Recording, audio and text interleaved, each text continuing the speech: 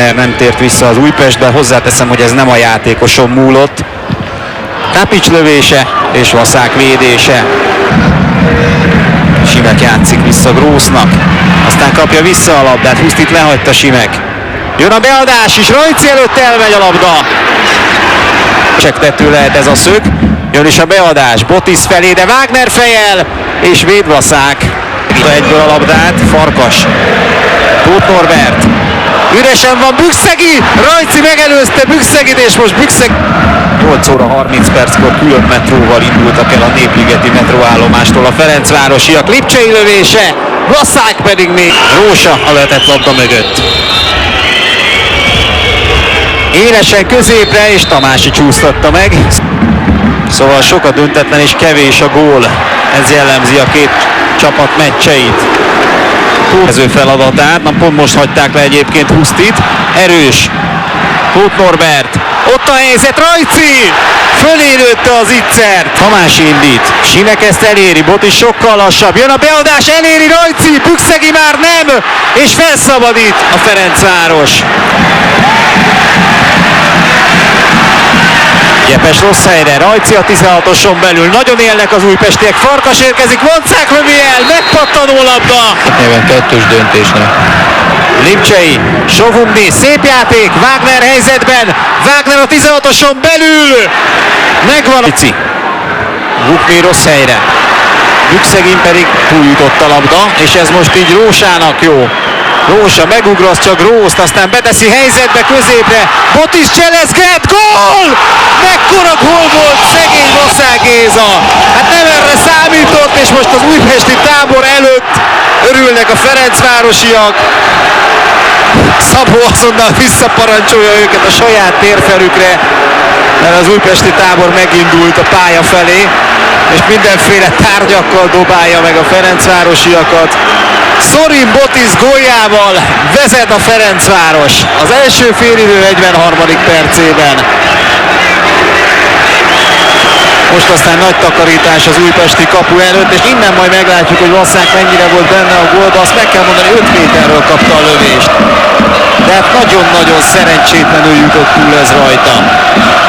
Grósz és Tamási nem tudott közbeavatkozni, és aztán Sovumni gólörömét láthatjuk.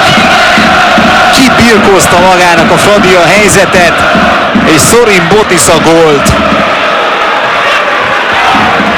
Még, sőt az utóbbi 15-ben, hogy fordult volna. Közben nézzük Bükkszegit. Lipcsei még tovább. Vancák volt az, aki jókor, jó ütemben lépett ki a védelemből. Bükkszeg, és most indulhat az újpesti akció, nincs les, de jön Szűcs, Rajci is jön, üres a kapu, és bepattan a kapuba! Milyen gólt láttuk, kérem szépen! Hát erre nem lehet azt mondani, hogy kidolgozott akció volt, mint az újpesti támadások nagy része. Az gólról nem volt más választása, ugyanis ki kellett jönnie. Annyira lemaradtak a védők Rajciról, és egy összecsapás végül Rajcinak már bele sem kellett érnie. A gól előtti pillanat, nagyon szépen kiugratták a Rajcit, és a szokott agresszivitással ment tovább, és megérte neki egy fantasztikus, csak futballban látható ilyen gól. Ez tényleg. Óriási szabadrúgás, Simek lő mellé! De és úgy látom most is folytatja, hogy teljesen ellenállhatatlan. Szűcsnek van mondani, illetve mutatni valója Szabó Zsoltnak. Egy kődarabban ugyanis kis ilyen megdobták Szűcsöt, és hát az ugye tudva levő, hogy Szűcsöt nem szeretik az újpestiek. Egykoron ő itt védett és nagy kedvenc volt, aztán távozott a Megyeri útról, és hát elsősorban azt sérelmezik az újpestiek, hogy hát úgymond picikét megtagadta talán a múltját, lehet ezt mondani, és azokat az éveket, amelyet itt Újpesten töltött.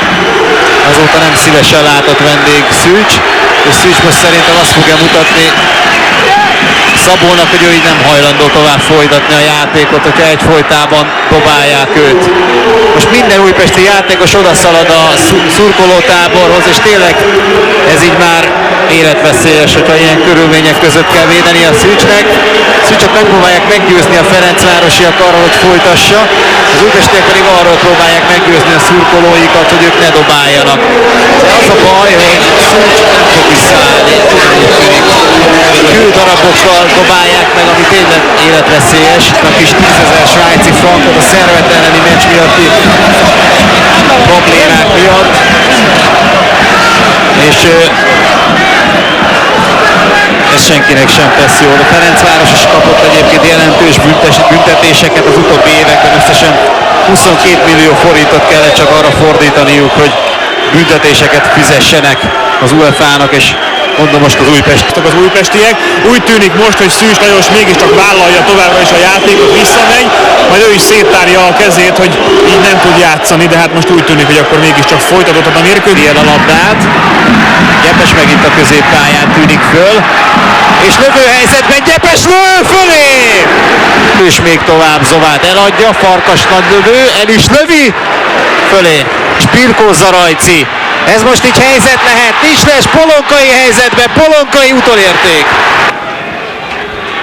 Tamási fejjel mellé! Fantasztikus. Nem csak a saját kapuja, Wagnernek egy jó labda. Wagner vissza Bejevszkijhez, még tovább, jó a fejes. Otis az, aki hátra teszi. Ez így jó Farkasnak, Farkas telibe lövi Gyepest, Kőhalmi lő, Szűcs véd.